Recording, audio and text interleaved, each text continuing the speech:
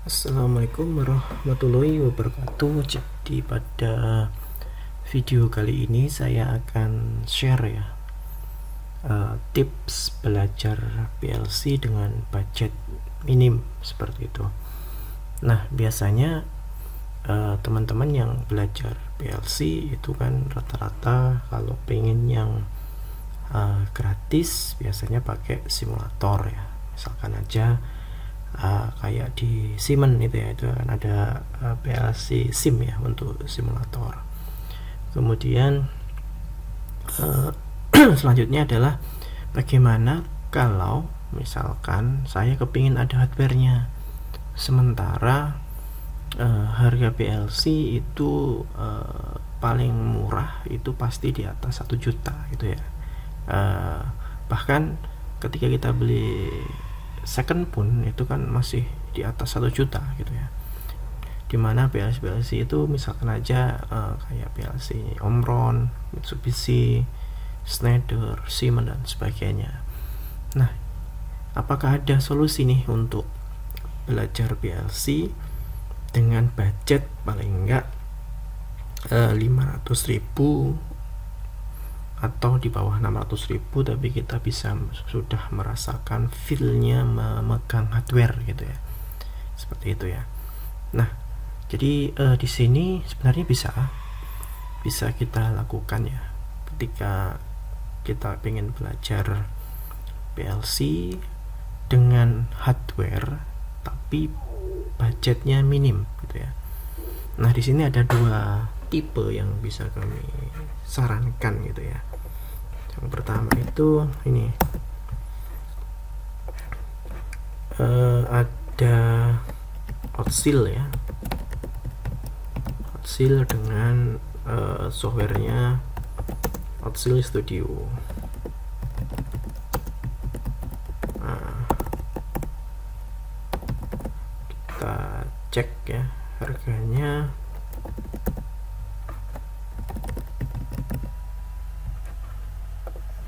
Sekitar seginian ya. Nah, sekitar 400 juga ada, 300 ada dan sebagainya. Ini adalah PLC produk anak negeri lah, seperti itu. Jadi ini bisa digunakan juga untuk belajar. Saya juga ada punya nih, ada 2 kalau nggak salah di rumah gitu ya. Jadi software ini PLC ini menggunakan software Outsil Studio seperti itu. Kemudian selanjutnya itu adalah yang kedua itu LE3U ya, atau FX3U. Nah, ini kompatibel dengan GXHook. Jadi ketika kalian pengen merasakan feel-nya PLC di dunia manufaktur, seperti yang video yang sebelumnya yang sudah pernah saya bahas gitu ya, kan ada industri manufaktur sama industri proses gitu ya. Nah, di industri manufaktur itu ada beberapa brand terkenal ya, seperti itu. Ada Omron, ada Mitsubishi, dan lain-lain. Nah, bila kalian pengen merasakan brandnya Mitsubishi, nah ini sangat cocok nih PLC ini ya. Jadi PLC LE3U atau FX3U KW lah istilahnya biasanya orang nyebut itu. Nah, itu adalah produk dari Cina ya, seperti itu. Nah, dia tuh kompatibel dengan GXHook.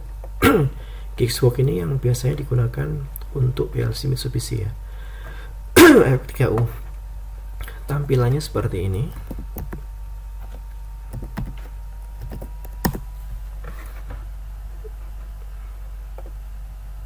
Nah, ini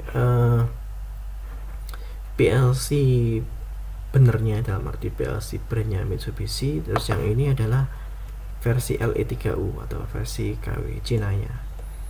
Nah, kalau yang PLC ini, yang EVIC3U itu harganya masih lumayan mahal ya. Nah, sekitar seginian lah, atau kalau di Tokopedia itu bahkan bisa sampai di atas 2 juta ya. Bahkan ini ya, ini yang di Indonesia juga, dan seterusnya. Nah, ada lagi yang murah nih. Nah, seperti ini. Ini kan murah nih ya. Nah, ini. Jadi EVIC3U 14MR ini apa yang membedakan dengan Mitsubishi ini? Nah, jadi yang membedakan adalah ini juga kompatibel dengan GXWorks gitu. Yang membedakan adalah harga ya. Jadi dengan 375.000 kita bisa merasakan feel EVIC3U nya Mitsubishi seperti itu. Terus kelebihan yang lainnya adalah di sini sudah ada digital input, digital output, kemudian analog input, analog output gitu ya. Kemudian sudah juga ada RS485. Nah, kalau yang PLC kayak gini, maka untuk digitalnya kita harus beli modul tambahan. Jadi misalkan seperti ini, modul analog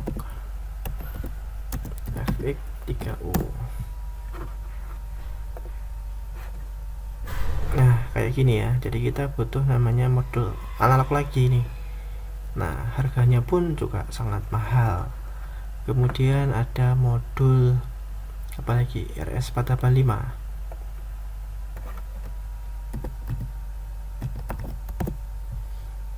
Nah, kayak gini. Nah, ini harganya juga masih lumayan lah ya. Nah, seperti kayak gini. Jadi itu ya yang apa namanya, yang membedakan dengan PLC yang ini gitu ya, seperti itu. Jadi nanti apa namanya, untuk di video selanjutnya saya akan bahas lebih detail lagi tentang EVIC3U ini ya, yang KW ya, seperti itu. Jadi apa saja fitur-fiturnya, bagaimana cara apa namanya ngecek pertama kali ketika kita mau beli PLC ini. Oke ya, seperti itu. Jadi semuanya balik lagi ke teman-teman gitu ya, apakah mau menggunakan outseal atau mau menggunakan LE3U ini ya, seperti itu. Itu adalah solusi yang apa namanya, yang murah gitu ya, ketika kita mau belajar PLC gitu. Karena kan biasanya apa namanya, identik dengan harga mahal gitu kan. Untuk belajar PLC itu harus butuh budget yang mahal, seperti itu. Nah, kalau untuk proses pembelajaran mungkin PLC ini yang bisa digunakan gitu ya, seperti itu. Oke, itu aja dari saya tentang PLC low budget ya. Jadi kita belajar PLC dengan apa namanya, dana yang sedikit lah, atau dana yang kecil, seperti itu. Oke, assalamualaikum warahmatullahi wabarakatuh.